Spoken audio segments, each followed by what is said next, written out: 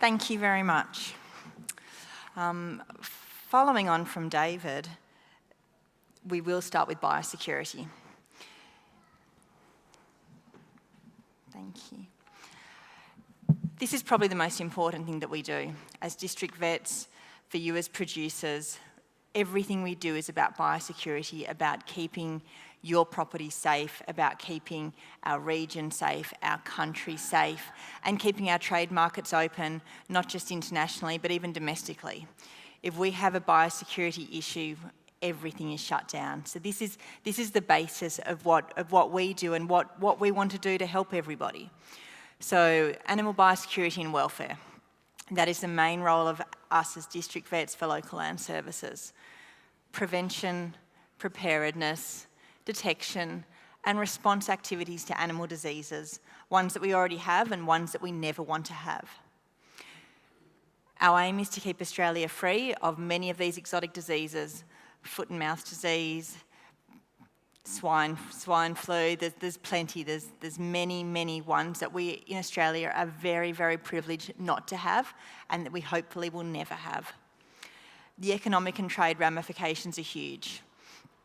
David spoke about what happened overseas. You know, you have an outbreak there and your trade is shut down. And it's not shut down for a week. It may not even be shut down for a year. The work to get those trade relations back, very, very difficult and can take a very long time. That's the basis of what we do and that's what we need to protect. We need to protect our country, we need to protect our borders, we need to protect our trade, and we need to protect all of us. Our livelihoods. So how do we go about doing that? Well, first of all, we're just going to do the basics. We're going to talk about what we do to keep our animals healthy on a day-to-day basis. How do we have our animals that grow quickly, that get to the market, that assist us to have the best business as we possibly can? We vaccinate. We prevent what we can. We prevent the diseases that are preventable. The Clostridial diseases, and we have the choice of our 5-in-1 vaccines or our 7-in-1 vaccines. We can vaccinate for 3-day sickness. We can vaccinate for pink eye. We can vaccinate for Vibriosis, and we can vaccinate for a whole lot of other things that I could take up today talking about, but they're the ones we're just going to touch on very, very briefly today. 5-in-1s. Why are we vaccinating our beef cattle for 5-in-1s? What are we protecting against? We're protecting against these 5 diseases: blackleg, enterotoxemia, known as pulpy kidney, tetanus, black disease, and malignant edema. Some of you would have seen some of these. We hope not to see too many more. The vaccines are good. The vaccines are effective. The 5-in-1 vaccines, the 7-in-1 vaccines are affordable. They should be part of our everyday management strategies. The difference between the 5-in-1 vaccine and the 7-in-1 vaccine is the 7-in-1 covers for lepto. So the biggest thing with lepto is it's a zoonosis. It affects us. So we're vaccinating our cattle to protect them, but we're vaccinating our cattle to protect us. How do we get lepto? We can get lepto from the water, from waste, from contaminated waste, from rodents. There's other hosts, but also we think of lepto more as a disease that affects our dairy farmers in terms of the spread from urine. But every one of you breeding beef cattle would have at some point pulled a calf. A cow would have had difficulty, you would have got in there, you would have pulled that calf, you would have breathed in some of these via aerosol, you might have had a cut on your finger. Every time you touch the placenta and those placental fluids, you're exposing yourself potentially to leptospirosis. 7-in-1 should be part of your routine vaccination protocol. So, your clinical signs in cattle for lepto. They may have no clinical signs, and this is the point. You might not know that your cattle even have leptospirosis. What clinical signs could they have? You can have these abortion storms. You can have a whole lot of pregnant cows abort their fetuses at about 5 months gestation. You could have decreased milk production. You could have fertility issues. And your calves, if they have lepto, they could have fevers, they could be jaundiced, they could have the red-brown urine, which is why it's often known as red water, and it can often be fatal in calves. So it can be a pretty nasty disease. And then in others, we have no clinical signs. So far more importantly, what happens to us if we get lepto? Your flu-like symptoms, your fever, your headaches, your sore throats, your muscle pains, your chills, your nervous symptoms such as limb shaking and difficulty walking. And this could last for weeks, and you could have relapses months and months later. Fertility problems, and if you are pregnant, this could be fatal to your human fetus. It's not a disease we should dismiss lightly. So when are we vaccinating? We're going to vaccinate at weaning.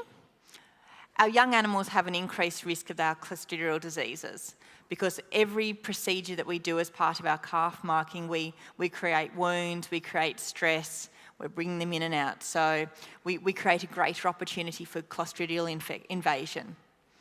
So prior to joining, again, there's the opportunity for wounds and for damage to be done there as well. And again, at calving. So any procedures that we can create, any sort of invasive processes, put these animals at risk. So we need to make sure they're covered. Pulpy kidney and blackleg, look, they generally don't affect animals over 2 years of age, so we're focusing on our young cattle for that. Black disease occurs secondary to damage to the liver. So if you're in an area where you've got liver fluke, you need to be keeping up with your vaccinations because the damage that can be the damage caused then provides an opportunity for these diseases to take hold. Okay, so your 5-in-1, we can vaccinate all our calves from 6 weeks of age. So we give our 2 doses, generally 4 to 6 weeks apart.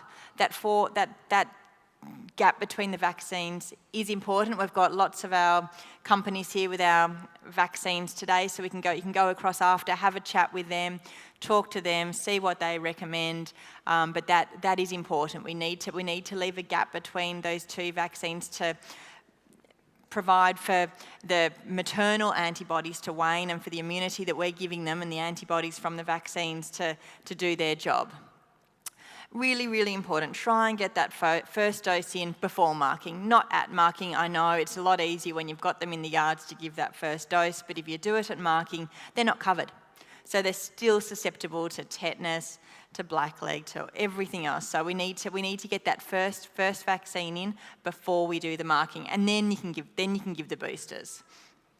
Same situation if you've got unvaccinated adults, 2 doses, 4 to 6 weeks apart, and then we're giving boosters 12 months after those initial doses. Pulpy kidney, our enterotoxemia, that vaccine only lasts for 3 months. So while the others you might get 12 months coverage, we only get 3 months for our pulpy kidney. So we need to remember that. We need to boost. We need to give it at the correct time of the year. So we're giving boosters to young stock up to 2 years of old, depending on our seasonal conditions. And if we're going to change diet and we're going to pose risks of enterotoxemia, we need to give them a booster before we introduce grain. Drought conditions particularly, we're changing and swapping feeds due to availability. We need to make sure they're vaccinated. We need to make sure we're protected. We're spending good money buying in the feed, transporting it here, to then potentially lose them if they're not covered. The vaccines, it's your insurance policy.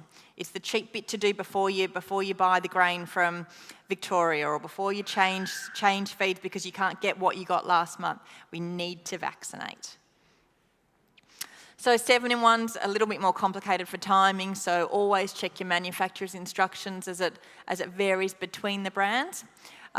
First vaccine at about 6 weeks of age, second dose at 12 weeks of age, and then your annual boosters. Again, we're protecting the cattle, but we're protecting ourselves. You're protecting your family, you're protecting your staff. It's an important vaccine.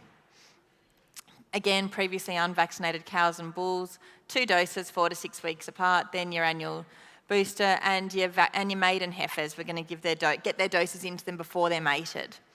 And before they calve, because the dose that you give that month or so before calving, that's what protects your calf. Those maternal antibodies pass through the colostrum, and that calf has its protection until you give it its first vaccine. That's important, particularly, again, if we get a green flush just on calving and the cows and the calves, we're the risk of enterotoxemia again. So we're protecting those little calves as they're born by vaccinating the cows before they calve. Okay, How to vaccinate subcutaneously, so we're vaccinating up under the skin, not into the muscle. Clean, sharp needles. You're making a lot more work for yourself if you don't change your needles regularly. It's hard to vaccinate cows with blunt needles. Change them regularly. Make it easier for yourself. Make it more pleasant for the animals. Neck only. We don't want to damage our meat on the rump, and follow your manufacturer's recommendations.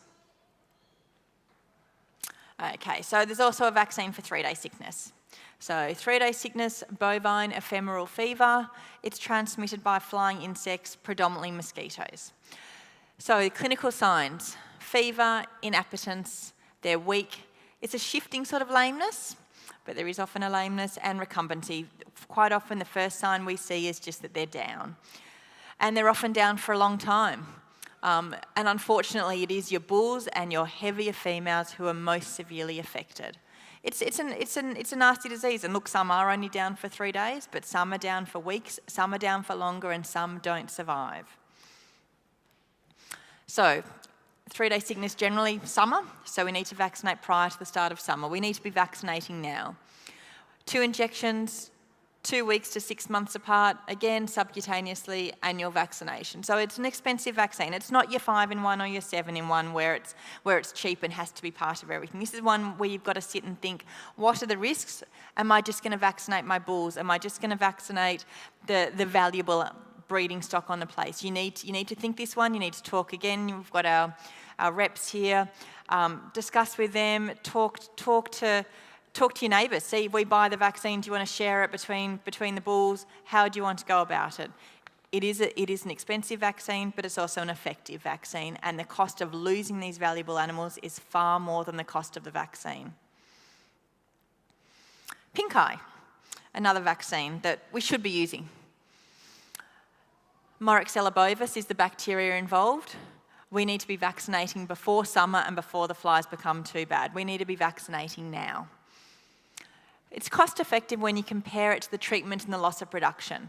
There's a whole lot of figures that show that these cows, these bulls, these steers that suffer from pink eye, they don't eat as effectively, they don't gain weight as effectively, they lose condition. It takes you far longer to get them to the weight you are looking for if they are suffering from pink eye. The minute they've got pink eye, you've got them in the yards, you're treating them, it's intensive, it's the cost of the treatment. In some cases, you may even need to get the vet out, you may need to even remove the eye. If you look at it that way, it's a very cheap vaccine. It saves you the trouble of all of that. Pink eye actually costs Australian beef farmers over $23 million annually in lost production and treatment costs. It's expensive. And it has ramifications. Vaccinate. There's a vaccine available. It's an effective vaccine. It's a single dose. The other thing we need to be doing is controlling our flies, however best we can. It's also a really nasty vaccine if you inject yourself, so just care when using it. Try not to, if the cow shifts or moves or something, try your best just to be a little bit cautious. It's not one to give to someone who hasn't had a lot of experience with cattle. Vibriosis. So Vibrio is a venereal disease of cattle caused by the bacteria Campylobacter fetus venerealis. So why are we vaccinating against Vibrio? It's a major cause of infertility and abortions. Bulls show no clinical signs. We don't know the bulls have it. That's the biggest issue. But they carry the disease and they spread it to the cows. Vaccinating your bulls is a very, very simple and effective way to prevent the disease. 2 doses, 4 weeks apart, and then an annual booster. Again, it doesn't come in a single dose, so if you're going to vaccinate your bulls and you've got some left over, unless you're sharing with your neighbour or something like that, vaccinate your heifers. If you do your bulls and your heifers, going forward year by year, you will have a herd which does not have vibriosis, and you will again, it's insurance. You're protecting yourself. And fertility issues, you don't want to wait till months down the track to see that half your herd hasn't gone in calf because your bull had Vibrio and you didn't know. You test and you vaccinate. Q fever. No vaccine for cattle. We vaccinate ourselves. So, Q fever, bacterium, Coxiella burnetii. So the human vaccine only. We must test for antibodies before we are vaccinated. It's a single vaccine, no boosters. and most infected animals show no clinical signs. This is a nasty one. This is a serious one. I'd like to hope that no one here has ever had Q fever, but I'd be surprised if no one in this room has. It's a nasty, debilitating disease, and this is where we need to protect ourselves. How do we get it? We breathe in the bacteria. So, yes, we most commonly breathe it in from the urine, the feces, the blood, the milk, the placenta and the birthing fluids, but it's not just from cattle. You can get it mowing the grass. You go and attend the birthing, you go pull that calf out of the cow, you go drop your overalls on the laundry floor and your wife picks them up and puts them in the washing machine, she can contract Q fever.